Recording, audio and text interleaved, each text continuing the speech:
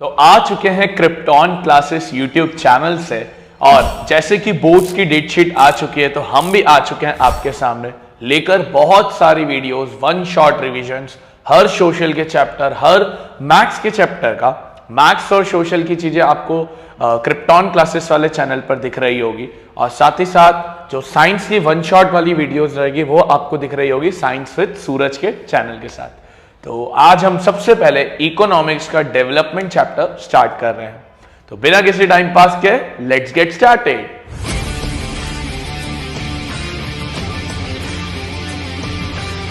चल, तो जो चैप्टर का नाम है यार वो है डेवलपमेंट। इकोनॉमिक्स हम स्टार्ट कर रहे हैं। इकोनॉमिक्स की वेटेज 20 मार्क्स की है यार दोस्त। तो जो इकोनॉमिक्स का वेटेज है वो 20 मार्क्स है और इसके अंदर हम 4 चैप्टर्स कवर कर रहे हैं। Mainly development, sectors of Indian economy, money and credit and globalisation in the Indian economy. तो सबसे पहला चैप्टर है डेवलपमेंट। यार पहले तो हमें ये समझना है what do you mean by the term development. देखो, डेवलपमेंट का मतलब होता है किसी की चीज की प्रोग्रेस होना। सिंपल सा मतलब होता है कि कोई चीज प्रोग्रेस हो रही है यानी हम उसको बोलते हैं डेवलपमेंट। कोई चीज ग्रो कर रही है उसको हम बोलते हैं डेवलपमेंट। जैसे फॉर एग्जांपल, अगर मैं 1 लाख रुपए महीना कमा रहा हूं और अगले ही महीने मैंने 2.5 लाख रुपए महीना कमाना चालू कर दिया तो ये मेरी ग्रोथ है, ये मेरी प्रोग्रेस है। अगर मेरे इस साल टेस्ट में लेट्स से 50% आते हैं और अगली ही टेस्ट में मेरे 70% आ रहे हैं तो ये मेरा डेवलपमेंट है। तो डेवलपमेंट का मीनिंग बड़ा सिंपल सा होता है, कोई चीज का ग्रो होना या कोई चीज की प्रोग्रेस होना। तो बेसिक मतलब होता है डेवलपमेंट का। अच्छा, हर इंसान के अलग अलग डेवलपमेंट गोल्स होते हैं। यानी अगर मैं हूं तो मैं एज ए टीचर चाहूंगा कि मेरे YouTube व्यूज ज्यादा है, मेरे YouTube सब्सक्राइबर ज्यादा है, मेरी इनकम बढ़े। बट एज ए स्टूडेंट उस पर्टिकुलर इंसान के गोल कुछ और हो सकते हैं। जैसे वो स्टूडेंट का गोल हो सकता है कि मैं बोर्ड्स में 95% लाऊंगा। एक इंसान का ये भी गोल हो सकता है कि वो एक अच्छा घर लेगा, अच्छी गाड़ी लेगा, अच्छे मकान में रहेगा। तो हर इंसान का अलग अलग डेवलपमेंट गोल्स होता है। तो देखें, तो पहले तो डेवलपमेंट का अगर मीनिंग देखें तो development is a comprehensive term which includes increase in real पर कैपिटा इनकम, यानी किसी के इनकम बढ़ना, इंप्रूवमेंट इन लिविंग स्टैंडर्ड, वही घर गाड़ी मकान अच्छे खासे हो गए, पॉवर्टी कम होना, गरीबी कम होना, इलिटरेसी का कम होना, क्राइम रेट का कम होना और बहुत सारी चीजें। तो ये बेसिक टर्म्स में डेवलपमेंट का मीनिंग होता है। अच्छा, different persons have different development goals. जैसा मैंने आपको बोला था, हर इंसान के अलग अलग डेवलपमेंट गोल्स होते हैं। मेरा अलग, किसी और का अलग। जैसे हम अगर बेसिक बात करें तो एक गर्ल का जो डेवलपमेंट गोल होगा वो ये होगा टू गेट बेसिक राइट्स या इक्वालिटी। एक बॉय का अगर एक गोल होगा, एक स्टूडेंट का गोल होगा तो उसका होगा ज्यादा से ज्यादा मैं इनकम कमाऊं, अच्छा घर लूं, फ्लैट लूं, अच्छी गाड़ी में रहूं, ये सारे उसके गोल होंगे। अच्छा, गवर्नमेंट के गोल होगा कि वो मेजॉरिटी में रहे, पावर में रहे। किसी नेता का होगा उसको सीट चाहिए। अलग अलग लोगों के अलग अलग डेवलपमेंट गोल्स होते हैं और उनमें से सबसे बड़ा जो गोल होता है वो होता है income. Income is the most important goal of any person जो कि डेवलपमेंट चाहता है। फॉर एग्जाम्पल, हर इंसान के जीवन में पैसा सबसे इंपॉर्टेंट रोल प्ले करता है। तो मैं अगर चाह रहा हूं कि मैं अभी 50,000 रुपए महीना कमा रहा हूं तो मेरी इच्छा होगी कि अगले ही महीने मैं 2.5 लाख रुपए, 3 लाख रुपए, 10 लाख रुपए, इन शॉर्ट में चाहूंगा कि मैं एक अंबानी बन जाऊं। तो वो भी एक बहुत इंपॉर्टेंट गोल मानते हैं। ठीक है। अच्छा, क्योंकि लोगों के डिफरेंट डेवलपमेंट गोल्स होते हैं तो जैसे मैंने आपको बताया, a girl expects as much as freedom as a opportunity as a brother. वो चाहेगी कि ज्यादा से ज्यादा अपॉर्चुनिटी और फ्रीडम मिले और हाउस होल्ड वर्क उसको कम करना पड़े, जो और ब्रदर अलग अलग चीजों में वर्क करे। अब एक प्रॉब्लम यार क्या है, हमेशा एक क्वेश्चन आता है बोर्ड्स में कि different people have different goals but sometimes they may be conflicting. Sir ये क्या मतलब है इसका? बड़ा अच्छा क्वेश्चन आता है हमेशा, आप मान सकते हो ये आता है 3 नंबर के अंदर कि different peoples have different development goals but development for one may not be development for other. किसी एक इंसान के लिए डेवलपमेंट होना जरूरी नहीं है कि अगले इंसान के लिए भी डेवलपमेंट हो। सर कैसे, जरा एग्जाम्पल से समझाओ, और जब आंसर आएगा तो बच्चा लोग आपको एग्जाम्पल से ही लिखना है। फॉर एग्जाम्पल, हमारी गवर्नमेंट चाहती है कि हम ज्यादा से ज्यादा डैम्स बनाएं। गवर्नमेंट चाहती है ज्यादा से ज्यादा डैम्स बनाएं, ठीक है, वेल एंड गुड। ये गवर्नमेंट के लिए डेवलपमेंट गोल है कि हमारी गवर्नमेंट चाहती है कि ज्यादा से ज्यादा क्या बनाया जाए, डैम्स बनाया जाए। ये डेवलपमेंट गोल है गवर्नमेंट का। बट डैम्स बनाने के चक्कर में, जब गवर्नमेंट डैम्स बनाएगी उसके चक्कर में आसपास के जो फॉरेस्ट एरियाज हैं जहां पे भी वो रिवर बहती है, आसपास की जो ट्राइबल कम्युनिटीज हैं, उन्हें माइग्रेट करना पड़ेगा, उन्हें अपना घर छोड़कर जाना पड़ेगा। तो देखो, गवर्नमेंट के लिए तो डैम्स बनाना डेवलपमेंट था, बट डैम्स बनाना ट्राइबल लोगों के लिए नुकसान हो गया, क्योंकि उन्हें तो बाहर जाना पड़ेगा, माइग्रेट करना पड़ेगा। इसलिए कहते हैं development for one may not be development for other. जरूरी नहीं है कि एक के लिए डेवलपमेंट होना यानी दूसरे के लिए भी डेवलपमेंट होना जैसा है। तो देखो, similarly to get more electricity industrialist may want more dams, but this may submerge the land and disturb the life of people who are displaced यानी migrated, such as tribals. They might resent this and may prefer smaller check dams or tanks to irrigate their land. यानी वो चाहेंगे कि ये dams नहीं बने, government चाह रही है डैम्स बनाओ, गवर्नमेंट के लिए डेवलपमेंट है, बट ये लोग नहीं चाह रहे। तो एक बड़ा अच्छा क्वेश्चन आता है कि हमें याद रखना है development for one may not be development for other. आगे बढ़ते हैं। अच्छा, क्योंकि हमने बोला जो डेवलपमेंट होता है वो दो चीजों पर सर डिपेंड करता है। किसी इंसान के ज्यादातर दो गोल्स होते हैं, एक होते हैं मटेरियलिस्टिक गोल्स, दूसरे होते हैं नॉन मटेरियलिस्टिक गोल्स। सर क्या मतलब है, जरा इसका समझाओ। मटेरियलिस्टिक गोल्स और non materialistic goals. Materialistic goals का मतलब होता है रिलेटेड टू दी मटेरियल्स, यानी वो चीज जिससे मैं कुछ खरीद पाऊं, जिससे मैं कुछ अच्छी लिविंग रह पाऊं। मटेरियलिस्टिक में हम सिर्फ एक ही क्लासिफाई करते हैं, that is sir income. Income is the most important goal of any person. हर इंसान का सबसे बड़ा गोल तो इनकम ही होता है। बट यार आज के जमाने में सिर्फ इनकम से काम नहीं होगा। फॉर एग्जाम्पल, मैं आपके सामने एक एग्जाम्पल रखता हूं कि मैंने आपको एक जॉब दी, जो मैंने आपको दी 1 लाख रुपए महीना। दूसरी जॉब दी जिसमें मैंने आपको बोला हम देंगे आपको 2.5 लाख रुपए, 2,50,000 पर मंथ। अब 1 लाख वाली जॉब और 2.5 लाख वाली जॉब। 2.5 लाख वाली जॉब में हमने आपको बोला कि आप गए 2.5 लाख वाली जॉब के अंदर, आपकी कोई रिस्पेक्ट नहीं कर रहा है, आपकी कोई बात नहीं सुन रहा है, आपका आसपास का जो ऑफिस का एनवायरनमेंट वो बकवास है, कोई वेंटिलेशन नहीं है, जो बॉस है वो आपसे गंदे तरीके से बात करता है। बट यस, 2.5 लाख रुपए महीना फिर भी मिलेगा।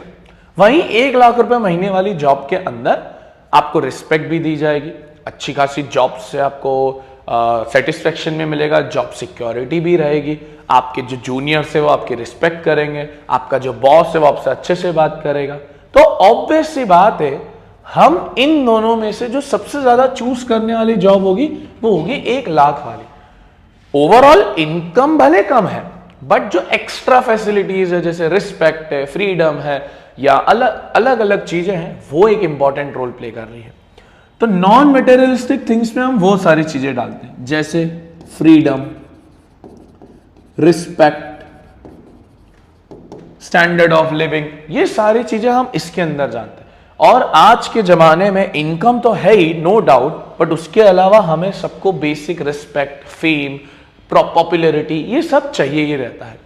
तो देखिए, income and the other goals beside seeking more income, ज्यादा इनकम के अलावा a people can also see things like equal treatment, freedom, security, respect, ये सब चाहते हैं। और इन सब को ही हम किस में क्लासिफाई करते हैं, नॉन मटेरियलिस्टिक। ये सब चीजें सर पैसे से नहीं खरीदी जा सकती। आप ये नहीं बोल सकते किसी को कि भाई 1000 रुपए ले ले और 1 किलो रिस्पेक्ट कर ले मेरी, ऐसा नहीं हो सकता। दे डिसलाइक और हेट डिस्क्रिमिनेशन, कोई ये नहीं चाहेगा कि उनके साथ भेदभाव हो। सब चाहेंगे कि इक्वल ट्रीटमेंट हो। All these important goals, money और मटेरियल थिंग्स, जैसे हमने बोला था that one can buy income is one factor which our life depends, but the equality, material तो है ही, but the equality of the life also depend on the non material things like equal treatment, freedom, security, respect, safe, clean environment, ये सब इसके अंदर आता है। तो ये आपको ध्यान रखना है कि डेवलपमेंट मटेरियल और नॉन मटेरियल दोनों के ऊपर डिपेंड करता है। आगे बढ़े, अगर हमें कंपेयर करना है कि कौन सी कंट्री बहुत अच्छी है, कौन सी कंट्री बकवास है, तो हम एक पैरामीटर लेते हैं, क्योंकि हम कंपैरिजन नंबर्स के बेसिस पे करते हैं, तो हम लेते हैं इनकम। अब सर इनकम में भी तो कैसी इनकम? एक होगी टोटल इनकम। टोटल इनकम का मतलब हो गया कि पूरे देश की टोटल पैसा कितना आ रहा है। सर वो कैसे कैलकुलेट होगा? एक पर्सन लेट से 100 रुपए कमा रहा है और ऐसे 10,000 पर्सन है, तो 10,000 इंटू 100 आ जाएगी। बट सर क्या टोटल इनकम एक अच्छा क्राइटेरिया है किसी चीज को चेक करने का? तो आंसर है नहीं। क्यों? टोटल इनकम कभी भी आपको ट्रू पिक्चर नहीं देगा। रीजन भी, टोटल इनकम के अंदर हम हमेशा पॉपुलेशन देखेंगे। अगर किसी देश की पॉपुलेशन बहुत ज्यादा है और अगर वहां का हर इंसान 10-10 रुपए भी अगर कमाए तो सोचो ना कितनी हो जाएगी। इंडिया का ही देखो, अगर इंडिया की पॉपुलेशन 140 करोड़ अभी जो चल रही है, हर इंसान 100 रुपए भी कमाए, हर इंसान 100 रुपए भी कमाए तो 14,000 करोड़ रुपए इनकम हो जाती है। तो ये तो अमेरिका, जापान, चाइना, रशिया से भी ज्यादा हो जाएगी। तो हम तो बोलेंगे कि इंडिया बहुत डेवलप्ड नेशन है, बट ऐसा तो है नहीं। इंडिया तो अभी डेवलप्ड नहीं है, डेवलपिंग है। तो हम कभी भी टोटल इनकम नहीं लेते, क्योंकि इसके अंदर हमेशा पॉपुलेशन वाला एंगल आता है। और हर देश की पॉपुलेशन तो सर डिफरेंट ही है ना। किसी भी दो देश की पॉपुलेशन सेम थोड़ी ना हो सकती है। इंडिया फर्स्ट पे, चाइना सेकंड पे, फिर अलग अलग देशें हैं। तो सर टोटल इनकम नहीं लेंगे तो क्या लेंगे? टोटल इनकम नहीं लेने की जगह हम लेंगे एवरेज इनकम, कि ऑन एन एवरेज एक इंसान उस देश के अंदर कितना कमा रहा है। सर ये कैसे कैलकुलेट होगा? बड़ा सिंपल सा इसका फॉर्मूला होगा, total income divided by total population. उस देश की जितनी टोटल इनकम है और जितनी टोटल पॉपुलेशन है, अगर आप उसको डिवाइड कर दो तो you will gate average income. अच्छा सर इसका एक और नाम होता है, इसको बोला जाता है पर कैपिटा इनकम। ये दूसरा नाम है, आपसे एमसीक्यू में पूछ सकता है, पर कैपिटा इनकम। फॉर एग्जाम्पल, हम एक एग्जाम्पल लेते हैं। मान लो एक कंट्री में 5 लोग हैं, A, B, C, D, E। A late से 10,000 रुपए कमाता है, B 20,000 रुपए कमाता है, C 15,000 रुपए कमाता है, D 25,000 रुपए कमाता है और ये 20,000 रुपए कमाता है। अब अगर मैं चाहता हूं कि एवरेज इनकम कितनी है, तो हम सबसे पहले इन सबको टोटल करेंगे। तो 10,000 प्लस 20,000 प्लस 15,000 प्लस 25,000 प्लस 20,000 करें। 10 और 20 30, 30 और 15 45, 45 और दिस इज 70, 70 और 20 90। तो 90,000 डिवाइडेड बाय टोटल पॉपुलेशन कितनी है सर? 5, क्योंकि 5 ही लोग हैं। इसको जब हम डिवाइड करेंगे तो वी विल गेट 18,000। तो यानी ऑन एन एवरेज ये मोटा मोटा फिगर है, ऑन एन एवरेज यहां पर हर इंसान 18,000 रुपए महीना कमा रहा है, सॉरी 18,000 रुपए इनकम कमा रहा है। इस तरीके से ये चीज कैलकुलेट होती है। तो हम हमेशा पर कैपिटा इनकम लेंगे। तो देखें, the income of the country is the income of all the residents, जो भी लोग रह रहे हैं। This gives us the total income of the country which is also called as national income. National यानी नेशन की इनकम। Since countries have different populations, MCQ में आपसे पूछ सकता है, comparing total income will not tell us what a average person is likely to earn. Total population की वजह से हम ये कभी नहीं देख पाएंगे। Hence we compare the average income which is total income of the country divided by the total population. यही जो फॉर्मूला मैंने लिखा है। The average income is also called as per capita income. अब सर अलग अलग देश को किस तरीके से कंपेयर किया जाता है। एक ऑर्गेनाइजेशन है जो एक डेटा निकालती है जिसको हम बोलते हैं वर्ल्ड बैंक। ये डेटा निकालती है कि कौन सी कंट्री अमीर कंट्री है, कौन सी कंट्री गरीब कंट्री है, वो बेसिक सा डेटा है। जैसे रिच कंट्रीज की इन्होंने बोला है जिसकी इनकम 12,056 पर एनम से अबव है, डॉलर्स, $12,000 से अबव है, तो उनको हम बोलेंगे रिच कंट्रीज। मिडिल कंट्रीज, या पहले मैं लो इनकम देख लेता हूं, दीज कंट्रीज विद पर कैपिटा इनकम ऑफ 955 और लेस। अगर किसी की कंट्री की इनकम $955 से कम है तो उसको हम बोलते हैं लो इनकम या गरीब देश, पुअर कंट्री। वहीं मिडिल इनकम कंट्री, जैसे हमारा इंडिया मिडिल इनकम कंट्री में आता है, जिसकी पर कैपिटा इनकम है 1820 पर एनम $। ये पर कैपिटा इनकम है सर, एवरेज इनकम है, जरूरी नहीं है कि हर इंसान इतने ही कमाता हो, ठीक है। तो ये आपको पता होना चाहिए। India comes in the category of low middle income country, ठीक है। तो ये डेटा आपके इंपॉर्टेंट आ जाता है। फिर कुछ और चीजें हैं जो आपके बुक में भी दिया हुआ है, बड़ा इंपॉर्टेंट डेटा है। जैसे 3 स्टेट्स का डेटा कंपेयर किया गया है यहां पर। सबसे पहले जो है वो है हरियाणा, केरला और बिहार। पहले हम इनकी अगर ध्यान से देखें, कुछ बेसिक चीजें भी हैं। हरियाणा जो है, इसकी जो पर कैपिटा इनकम है वो सबसे हाईएस्ट है, केरला की उससे कम है और बिहार की उससे भी कम है। अच्छा सर, पहले मैं देखता हूं लिटरेसी रेट। ये आपको पता होगा, लिटरेसी रेट बचपन से पढ़ते आ रहे हो कि कितने लोग वहां पर पढ़े लिखे हैं। देखो, हरियाणा में 82% लिटरेसी रेट है, केरला में 94% लिटरेसी रेट है, making the state highest literacy वाली जो स्टेट होती है उसके अंदर केरला फर्स्ट पे आता है। बिहार देखो सबसे कम है, इलिटरेट 62%। अच्छा सर, अगर इसकी बात करें इन्फेंट मोर्टेलिटी रेट, इसकी डेफिनेशन आपसे पूछता है। इन्फेंट मोर्टेलिटी रेट क्या होता है कि 1000 अगर बच्चे हैं पर 1000, उन बच्चों में से कितने ऐसे बच्चे थे जो 1 साल से पहले ही मर गए, due to any disease, due to any accident या कुछ भी चीजें 1 साल से पहले ही मर गए, तो उस रेट को बोला जाता है इन्फेंट मोर्टेलिटी। इन्फेंट का मतलब होता है जो अभी अभी पैदा हुआ है, मोर्टेलिटी का मतलब होता है जो मर गया है। तो देखो यहां लिखा भी हुआ है, it indicates the number of children that die before the age of 1 year as a proportion of 100 live children.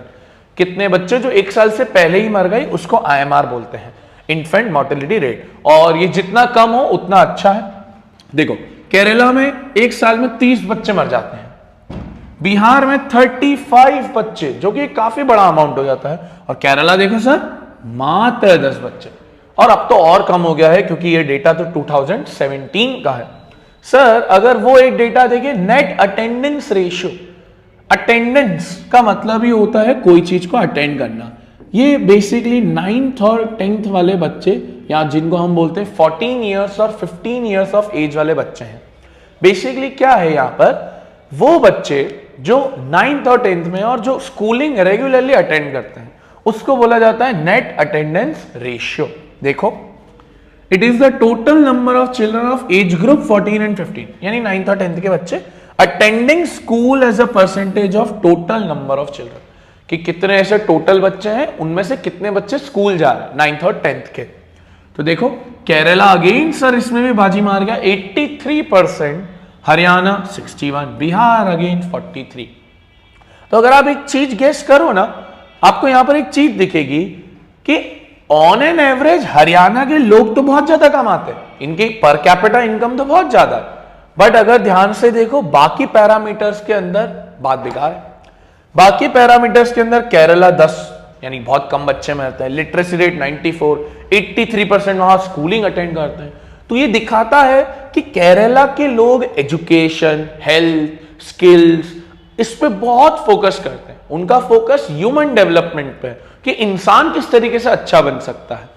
और बिहार की हालत थोड़ी सी अभी खराब चल रही है, चाहे वो लिटरेसी की हो, इनकम की हो, गरीबी की हो, अनएम्प्लॉयमेंट की हो। ठीक है, तो आगे बढ़ते हैं।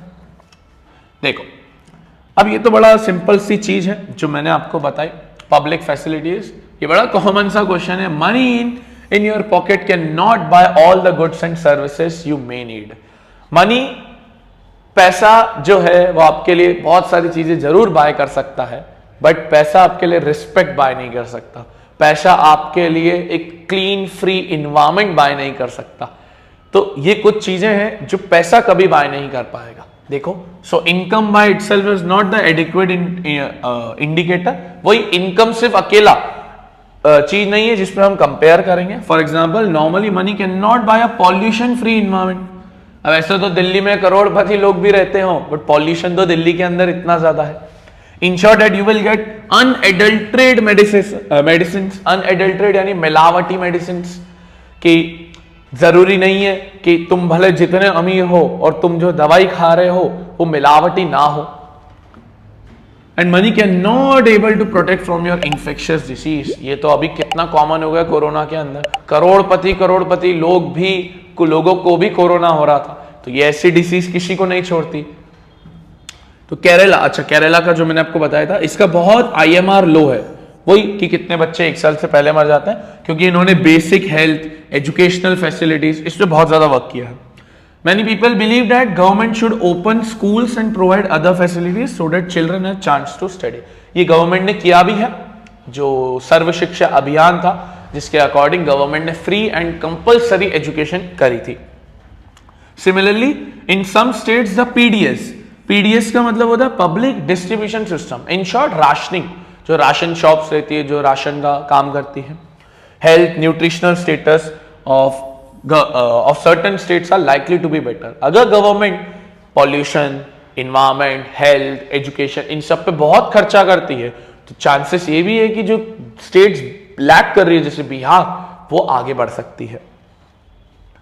फिर अगर देखें ह्यूमन डेवलपमेंट रिपोर्ट, देखो हमने इनकम देखा, इन्फेंट मोर्टेलिटी रेट देखा और बहुत सारी चीजें देखी, उन सबको कंबाइन करके एक रिपोर्ट बनती है, ह्यूमन डेवलपमेंट रिपोर्ट। सर ये रिपोर्ट कौन बनाता है? ये रिपोर्ट बनाता है UNDP, that is United Nations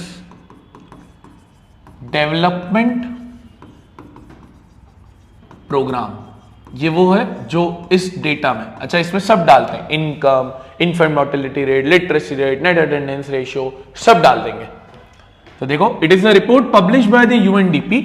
ये सब कंपेयर करते हैं और ये एक रैंक देते हैं, जिसको हम बोलते हैं HDI रैंक, या इसको हम बोलते हैं ह्यूमन डेवलपमेंट इंडेक्स की रैंक। अच्छा सर ये रैंक कितनों में से होती है? 195 में से, क्योंकि 195 हमारे विश्व में देश है, तो इसलिए 195 में से रैंकिंग। देखो इसमें क्या क्या लेते हैं, एजुकेशनल, हेल्थ स्टेटस, पर कैपिटा इनकम, सब ले लेते हैं। तो अब देखो ये कुछ रिपोर्ट दी हुई है कुछ हमारे पड़ोसी देश वगैरह के, जो आसपास के देश हैं। देखो जैसे श्रीलंका की पर कैपिटा इनकम बताई गई है। इंडिया की देखो, इंडिया की कम है श्रीलंका से, श्रीलंका हमसे ज्यादा डेवलप्ड है। म्यांमार है, पाकिस्तान है, नेपाल की और ज्यादा कम है। अच्छा सर लाइफ एक्सपेक्टेंसी, ये बड़ा सिंपल सा होता है लाइफ एक्सपेक्टेंसी। इसका मतलब होता है ऑन एन एवरेज एक इंसान कितना जिएगा, on an average a person lives, कितना वो जिएगा। तो देखो श्रीलंका के अंदर ही 75 है, मतलब श्रीलंका में हर इंसान कम से कम 75 साल जीता ही जीता है। इंडिया में 68 है, जो कि काफी कम दिख रहा है। पाकिस्तान के अंदर 66। देखो हमारे बाजू में ही पड़ने वाला नेपाल, उसकी लाइफ एक्सपेक्टेंसी 70 है, इंडिया से भी ज्यादा। फिर स्कूलिंग कितने लोग अटेंड करते हैं, तो देखो इंडिया की हालत वापस खराब है, 6.4। आप देखो श्रीलंका 10.9, कितना अच्छा डेटा है। HDI रैंक, सर हैरान हो जाओगे रैंक देखकर, इंडिया की रैंक 130 है और श्रीलंका की रैंक 76। सोचो श्रीलंका इतना छोटा सा देश हमसे भी आगे रैंकिंग और इन सब के मामले में। तो ये वो डेटा है जो UNDP निकालता है। चैप्टर का लास्ट टॉपिक सस्टेनेबल डेवलपमेंट। देखो हम सबको पता है income is the one thing और सारी चीजें हैं, बट हमारे दिन दुनिया के अंदर रिसोर्सेज बड़े लिमिटेड है, और अगर आप रिसोर्सेज को सही ढंग से यूज नहीं करो तो आने वाली फ्यूचर जनरेशन बड़ी प्रॉब्लम में आएगी।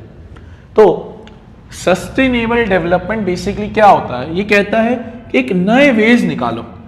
आप क्या करो, नए वेज निकालो जिससे रिसोर्सेज को इफेक्टिवली एंड एफिशिएंटली यूज किया जाए, बट फ्यूचर जनरेशन का भी मद्देनजर रखो कि फ्यूचर जनरेशन को भी वो रिसोर्स मिल जाए। तो देखो, continuous development, sustainable development would involve more effective use of existing resource, ज्यादा एग्जिस्टिंग रिसोर्स का अच्छे से use, finding fresh reserves of resources. अब देखो, कोल और पेट्रोल धीरे धीरे लुप्त होते जा रहा है, खत्म होने की कगार पर है, तो हमें नए नए चीजों के ऊपर जाना पड़ेगा, solar energy, wind energy. Adding, coming up with innovative ideas and technology in place of conventional ones, यानी जो पुराने तौर तरीके उनको हटाकर हमें कुछ नए तौर तरीके लाकर रिसोर्सेज को इनोवेटिव बनाना पड़ेगा। ये इंपॉर्टेंट सस्टेनेबल डेवलपमेंट के अंदर होता है। अच्छा, इस चैप्टर में एक और टॉपिक है, बड़ा सिंपल सा है, that is BMI, body mass index. Body mass index, ये बहुत सिंपल सा टॉपिक है, बॉडी मास इंडेक्स। ये बेसिकली नॉर्मली हेल्थ चेकअप्स में करवाया जाता है।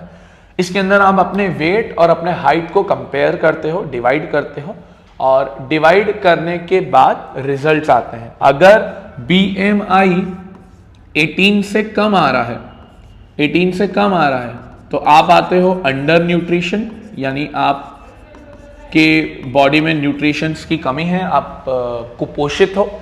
अगर आपकी आती है 18 से 25, तो आप नॉर्मल कैटेगरी में हो, यानी आपकी बॉडी एकदम सही है।